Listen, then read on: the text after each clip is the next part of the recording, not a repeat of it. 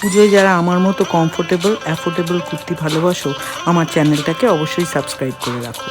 আরও এরকম কিছু কুর্তি শাড়ি নিয়ে আমি আপনাদের সামনে এসে হাজির হব।